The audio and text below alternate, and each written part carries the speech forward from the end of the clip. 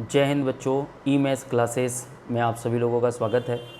आज हम लोग यूपी ट्रिपल एससी पेट के बारे में समझेंगे कि इसके सिलेबस क्या हैं और उसके बाद हम लोग कुछ क्वेश्चन भी आज की क्लास में करेंगे। ठीक है, तो जिन बच्चों ने अभी एप्लीकेशन को फिल नहीं किया है वो जा कर के एप्लीकेशन को फिल कर लें, क्योंकि 27 जुलाई इसका लास्ट डेट है। ठीक है ना, तो जिन बच्चों ने भी अभी तक एप्लीकेशन फिल नहीं किया है वो जा कर के तुरंत फॉर्म को फिल कर लें। और इसके जो एग्ज़ाम होंगे वो सितंबर मंथ्स में होंगे। ठीक है ना, तो टाइम भी अपने पास कम है। जुलाई समझ लो आप एंडिंग में ही है, तो अगस्त और सितंबर लगभग आपके पास 1.5 या 2 महीने का ही मैक्सिमम आपके पास टाइम बचा हुआ है। ठीक है ना, तो इसके सिलेबस के बारे में हम लोग समझेंगे कि इसके सिलेबस क्या क्या हैं और मैं आपको क्या क्या पढ़ाऊँगा, उन सारी चीज़ों के बारे में आज हम जानकारी आपको देंगे। ठीक है ना, तो ये है आपका यूपी ट्रिपल एससी पीईटी का सिलेबस, जिसमें आपसे इंडियन हिस्ट्री के बारे में पूछेगा। ठीक है, जिसमें आपसे इंडियन हिस्ट्री के बारे में पूछेगा, इंडियन नेशनल मूवमेंट के बारे में पूछेगा और ये 5-5 नंबर के पूछे जाएंगे। ठीक है, जियोग्राफी पूछी जाएगी, ये भी 5 नंबर की।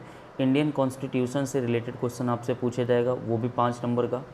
ठीक है, जनरल साइंस पूछा जाएगा, ये भी 5 नंबर का।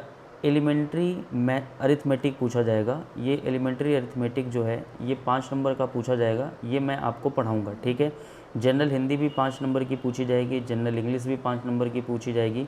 लॉजिकल रीजनिंग 5 नंबर की पूछी जाएगी, ये भी मैं आपको पढ़ाऊँगा। ठीक है, तो एलिमेंट्री अरिथमेटिक मैं आपको पढ़ाऊँगा, लॉजिकल रीजनिंग भी मैं आपको पढ़ाऊँगा। ठीक है, ये सब के सब 5-5 नंबर के पूछे जाएंगे। ठीक है, ये सारे के सारे 5-5 नंबर के पूछे जाएंगे। ठीक है ना, तो ये सीरियल नंबर के हिसाब से देखेंगे तो 1 से लेकर के 10 नंबर सीरियल तक ये 5 नंबर के पूछे जाएंगे। तो टोटल 50 नंबर तो यही तक के हो गए, जिसमें 5 नंबर आपके एलिमेंट्री मैथमेटिक और 5 नंबर आपका रीजनिंग, तो 10 नंबर तो यहाँ आपका हो गया। करंट अफेयर 10 नंबर का पूछा जाएगा, जनरल अवेयरनेस 10 नंबर का, analysis of Hindi unread passage, ये भी आपके 2 पैसेज 10 नंबर के पूछे जाएंगे। और ये जो लास्ट वाले जो 2 हैं, जो आपसे ग्राफ पूछा जाएगा और टेबल पूछा जाएगा डीआई के फॉर्म में, तो 2 ग्राफ पूछे जाएंगे और 2 टेबल पूछे जाएंगे, ये 10-10 नंबर के पूछे जाएंगे, तो ये 20 नंबर ये हो गया। तो ये दोनों मैं आपको पढ़ाऊँगा, तो टोटल जो मैं आपका कवर कराने वाला हूँ वो टोटल 30 नंबर का कवर कराने वाला हूँ। 10-10 नंबर के 2 डीआई आपके हो गए, 5 नंबर की एलिमेंट्री मैथमेटिक्स हो गई और 5 नंबर की आपकी रीजनिंग हो गई, तो टोटल आपके 30 नंबर हो गए। ठीक है ना, तो 30 क्वेश्चन आपके हो गए 30 नंबर के, ये मैं आपको कवर कराऊंगा पीटी में। और आपको मालूम है कि टोटल 100 क्वेश्चन पूछे जाएंगे और कितने मार्क्स के पूछे जाएंगे, तो ये पूछे जाएंगे 100 मार्क्स के, यानी एक क्वेश्चन 1 नंबर का होगा।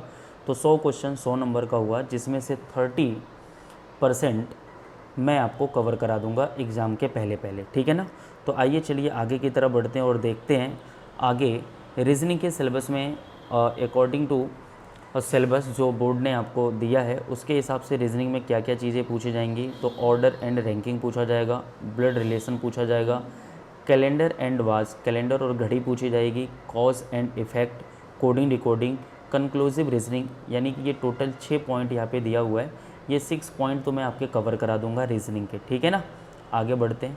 एलिमेंट्री मैथमेटिक्स में आप देखिए तो आपसे होल नंबर, फ्रैक्शन, डेसिमल यानी कि नंबर सिस्टम वाला जो पार्ट होता है वो पूछेगा।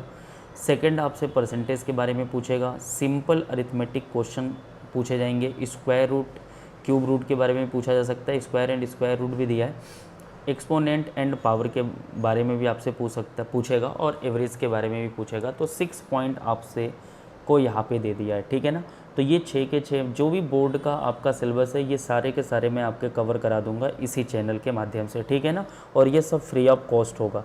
तो 6 चैप्टर आपके हो जाएंगे रीजनिंग के, 6 चैप्टर आपके हो जाएंगे एलिमेंट्री अरिथमेटिक के, जो भी बोर्ड का सिलेबस है वो पूरा का पूरा मैं आपको कवर करा दूंगा। ठीक है ना, अब हम बात करते हैं डीआई की। तो डीआई आपको मालूम है कि 2 डीआई आपसे पूछी जानी है और 10-10 नंबर की आपसे पूछी जानी है। ठीक है ना, यानी कि टोटल एक डीआई में 5 क्वेश्चन होंगे, 5 क्वेश्चन होगा या 5 क्वेश्चन होगा तो 2 डीआई में 10 क्वेश्चन होंगे, क्योंकि एक क्वेश्चन 1 नंबर का है। ठीक है ना, तो 10 क्वेश्चन आपसे एक डीआई के पूछ लिए जाएंगे और 10 क्वेश्चन आपके टेबल वाले डीआई से पूछ लिए जाएंगे, तो 20 क्वेश्चन पूछे जाएंगे। ठीक है ना, तो आगे चलिए, आज मैं आपको, जैसा मैंने आपको स्टार्टिंग में ही बता दिया था कि मैं आज आपको सिलेबस के बारे में भी बताऊंगा और इससे रिलेटेड मैं क्वेश्चन भी पढ़ाऊंगा।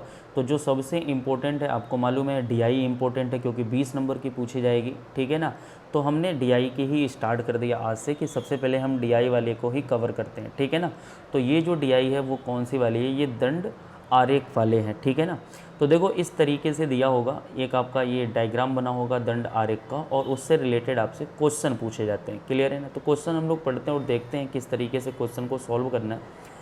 यहाँ पे दिया हुआ निर्देश कह रहा है कि प्रश्न संख्या 1 से 4 तक का निम्न लेखा चित्र के आधार पर आपको उत्तर देना है। कह रहा है कि एक कंपनी के उर्वरकों का उत्पादन 10,000 टनों में वर्ष 1995 से 2002 के दौरान, ठीक है ना। तो इधर उत्पादन दिया हुआ है, क्लियर है, ये टन में 10 टन, 20 टन, 30 टन, 40 टन, आगे तक 100 टन तक का दिया हुआ है। और इधर ईयर्स दिया हुआ है, कौन से वर्ष में कितना कितना टन आपने उत्पादन किया, ठीक है ना। तो आपसे क्वेश्चन नंबर पहला कह रहा है कि वर्ष 1997 की तुलना में वर्ष 1998 में उर्वरकों के उत्पादन में कितने % की कमी आई। तो आप देखो कि 1997 में कितना था, 1997 में था आपका 60 टन और 1998 में देखो कितना है, 1998 में है आपका 45 टन। तो कमी तो आ गई। तो आप देखिए कमी कितने की आई, तो कमी आपकी आई 15 की। 15 की कमी कहाँ से आई, 60 टन से। तो 100 पे कितना % होगा, ये 15 से काटेंगे 4 टाइम्स आएगा और इसको काटेंगे तो 25 टाइम्स आएगा, यानी कि आपको मालूम चल जाएगा कि 25% की आपकी कमी आई। तो ये परसेंटेज से रिलेटेड है। देखो इसमें परसेंटेज से रिलेटेड भी क्वेश्चन पूछता है, रेशियो से रिलेटेड भी क्वेश्चन आपसे पूछेगा और एवरेज से रिलेटेड भी क्वेश्चन आपसे पूछेगा। वो सारे क्वेश्चन हम लोग देखेंगे एक एक करके, ठीक है। आई होप कि आपको समझ में आया होगा। एक बार फिर मैं आपको बता देता हूँ। क्वेश्चन कह रहा है, देखो क्वेश्चन आपसे कह रहा है कि वर्ष 1997 की तुलना में वर्ष 1998 में उर्वरकों के उत्पादन में कितने % की कमी आई। तो देखो 1997 में कितना था, 1997 में था 60, 1997 में था 60 टन, ठीक है। 1998 में कितना टन था, 1998 में था 45 टन। तो कमी कितने की आ गई, कमी देखने के लिए ज़्यादा से कम की तरफ जाइए। कमी कितने की हुई, 15 टन की। 50 टन की कमी कहाँ से हुई, 60 पे। तो 100 पे कितना % हुआ, इसको जब हम काटेंगे 4 टाइम्स आएगा और 4 से इसको काटेंगे 25 टाइम्स आएगा। तो कितने % की कमी आ गई, 25% की कमी आ गई। क्लियर हो गई बात। चलो चलिए देखते हैं क्वेश्चन नंबर दूसरा। फिगर वही है, क्वेश्चन नंबर दूसरा कह रहा है कि कितने वर्षों में उर्वरकों का उत्पादन प्रदत्त वर्षों के औसत उत्पादन से अधिक हुआ है। प्रदत्त वर्षों का मतलब हुआ है कि पिछले वर्ष की तुलना में औसत उत्पादन से अधिक हुआ है, ठीक है। अब देखो यहाँ पे औसत पूछ लिया, तो मैंने आपको पहले ही बता दिया था कि क्वेश्चन इसमें या तो परसेंटेज से रिलेटेड पूछ देता है, या तो एवरेज से रिलेटेड पूछ देगा, या रेशियो से रिलेटेड पूछ देगा, ठीक है ना।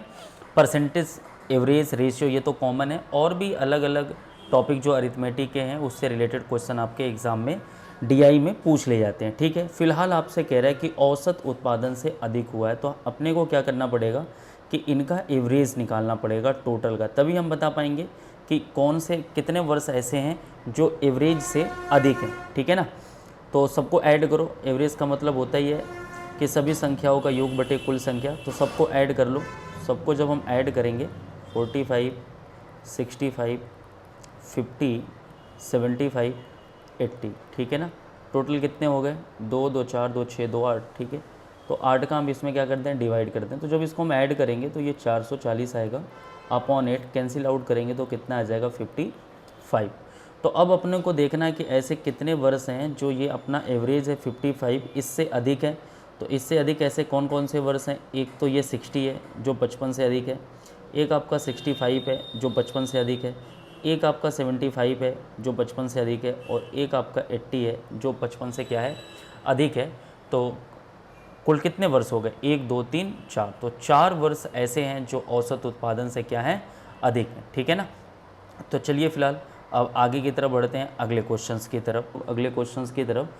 अगला क्वेश्चन आपसे कह रहा है तीसरा वाला, फिगर वही है, कह रहा है कि किस वर्ष में अपने पिछले वर्ष की तुलना में उत्पादन के प्रतिशत में सर्वाधिक वृद्धि हुई है। कह रहा है कि उत्पादन के प्रतिशत में सर्वाधिक वृद्धि हुई है, कि सर्वाधिक वृद्धि किस में हुई है। तो इसमें ध्यान से देखेंगे हम लोग पहले वाले में, तो इसमें वृद्धि तो हुई है, लेकिन इसमें वृद्धि 15 की हुई है और 25 पे वृद्धि हो रहा है। इसका मतलब कितने परसेंट का हो रहा है? 15 चौक के 60, 60% का वृद्धि यहाँ पे हो रहा है। यहाँ पे हम देख लें कितने परसेंट की वृद्धि हो रही है, तो यहाँ भी 20 बढ़ रहा है 40 पे, तो 100 पे कितना परसेंट बढ़ रहा है? तो यहाँ पे 50% बढ़ रहा है। क्लियर है? यहाँ पे कितने की वृद्धि हो रही है? यहाँ पे 20 की वृद्धि हो रही है, तो 20 की वृद्धि 45 पे हो रहा है, तो 100 पे कितने का हो रहा है ये हम देख लें। 5 से काट देते हैं 4 बार में और ये 9 बार में, तो 400 बटे अगर हम 9 करेंगे तो 9 का भाग 4 बार में जाएगा, 9 चौक के 36, तो समझ लो कि 40 थोड़ा सा ज़्यादा, ठीक है, 44% से थोड़ा सा ज़्यादा, ठीक है ना। यहाँ पे देखेंगे 50 से 75 की वृद्धि हुई, तो वृद्धि कितने की हो गई? 25 की वृद्धि हो गई 50 पे, तो 100 पे कितने परसेंट की हो रही है? तो आप देखेंगे यहाँ पे जो वृद्धि हो रही है वो कितने की हो रही है? 50% की हो रही है। यहाँ पे तो ज़्यादा बढ़ा ही नहीं है, ठीक है ना। तो हमें समझ में आ गया कि जो सबसे ज़्यादा वृद्धि हुई है वो कौन से ईयर में हुआ है? 1996 में सबसे अधिक वृद्धि हुई है। यही तो कह रहा है किस वर्ष में अपने पिछले वर्ष की तुलना में उत्पादन के प्रतिशत में सर्वाधिक वृद्धि हुई है।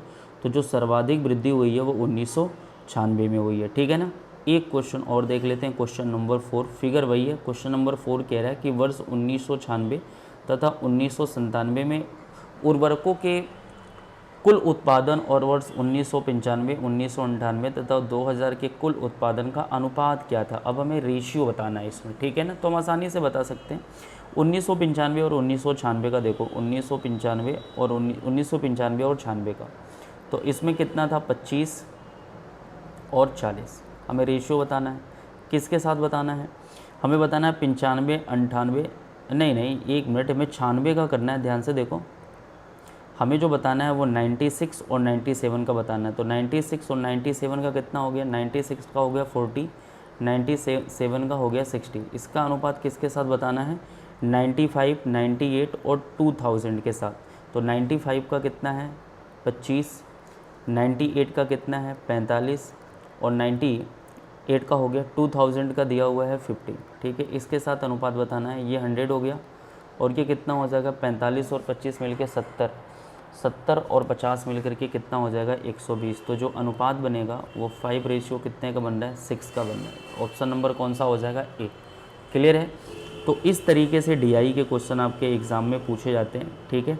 और मैं आपके जैसा मैंने आपसे बोला है, आपसे वादा किया है कि मैं आपके सारे सिलेबस को कंप्लीट करा दूंगा, चाहे वो रीजनिंग का सिलेबस हो, चाहे वो आपका एलिमेंट्री अरिथमेटिक का सिलेबस हो, या फिर आपके डीआई हो। तो जितना भी हो सकता है मैं प्रयास करूंगा कि सारा का सारा आपका एग्ज़ाम के पहले कवर करा दूं, ठीक है ना। तो चलिए फ़िलहाल आज के लिए इतना ही, मिलते हैं नेक्स्ट वीडियो में। जय हिंद सभी बच्चों को।